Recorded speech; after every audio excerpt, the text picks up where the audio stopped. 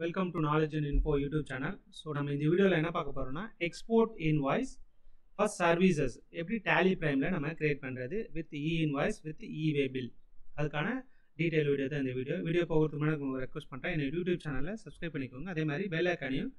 press பண்ணிக்கோங்க so that என்னோட features videos வந்து உங்களுக்கு நோட்டிஃபிகேஷன்ல வரும் இந்த e-invoice export for exporterல லாஸ்டா ரெண்டு வீடியோஸ் உங்களுக்கு அப்லோட் பண்ணியிருக்கேன் ஃபர்ஸ்ட் வீடியோல என்ன போட்டிருந்தேன்னு பாத்தீங்கன்னா basic configuration plus ledger creation export invoice நம்ம Tally Primeல கிரியேட் பண்றதுக்கு முன்னாடி கரெக்ட்டான கான்ஃபிகரேஷன் நம்ம பண்ணிக்கணும் அதே மாதிரி கிளையண்டோட லெட்ஜரும் plus சேல்ஸ் ஆர் சர்வீஸா இருக்கட்டும் அதோட லெட்ஜரும் சேல்ஸ் லெட்ஜரும் நம்ம கரெக்ட்டா ப்ராப்பரா கிரியேட் பண்ணனும் சோ அதுக்கான டீடைல் வீடியோ தான் நான் உங்களுக்கு ஃபர்ஸ்ட் வீடியோல கொடுத்திருந்தேன் செகண்ட் வீடியோல export for sales against goodsக்கு அகைன்ஸ்டா நம்ம எப்படி export invoice ரைஸ் பண்றதுன்றது தான் இரண்டாவது வீடியோல போடுறேன் இந்த ரெண்டு வீடியோவும் நான் டிஸ்கிரிப்ஷன்ல உங்களுக்கு கொடுக்கிறேன் நீங்க தேவனா பாத்துக்கோங்க சோ இந்த வீடியோல நம்ம export for services service ரிலேட்டடா export invoice எப்படி நம்ம Tally Primeல கிரியேட் பண்றது சோ once நீங்க அந்த பேசிக் கான்ஃபிகரேஷன்லாம் முடிச்சிருந்தீங்கன்னா அந்த வீடியோ பாத்தீங்கன்னா உங்களுக்கு புரியும் நீங்க வவுச்சர்ஸ்க்கு போய்டுங்க வவுச்சர் போய் சேல் வவுச்சர்ஸ் போய்ட்டு இங்க நார்மலா நீங்க சேல் வவுச்சர் போயும்போது சேஞ்ச் மோட்ல அக்கவுண்டிங் இன்வாய்ஸ்ல தான் இருக்கணும் ஐட்டம் வைஸ் இன்வாய்ஸ்ல இருக்க கூடாது நீங்க எக்ஸ்போர்ட் குட்ஸா சேல் பண்றீங்கன்னா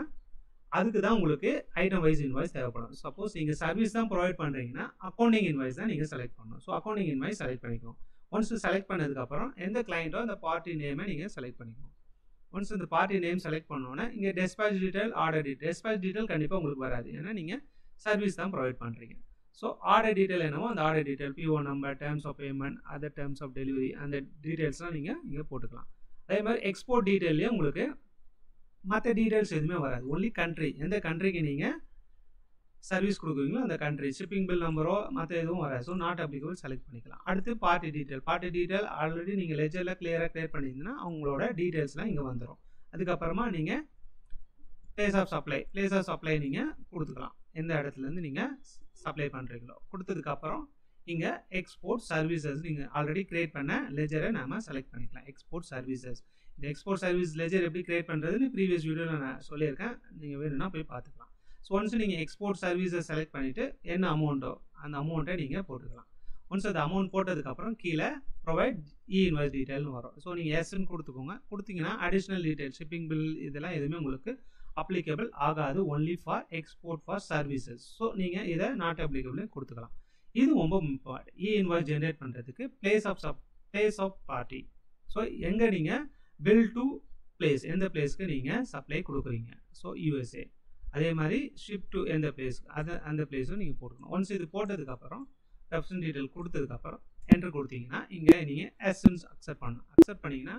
do you want to generate e-invoice நீங்கள் எஸ்ன்னு கொடுத்துக்கலாம் ஒன்ஸ் கொடுத்தீங்கன்னா உங்களோட e-invoice லாகின் டீடைல் கேட்கும் ஒன்ஸ் லாகின் டீடைல் கொடுத்தோன்னா உங்களோட e-invoice ஜென்ரேட் ஆகும் இங்கே ஏன் e-way பில் காட்டலன்னா you are providing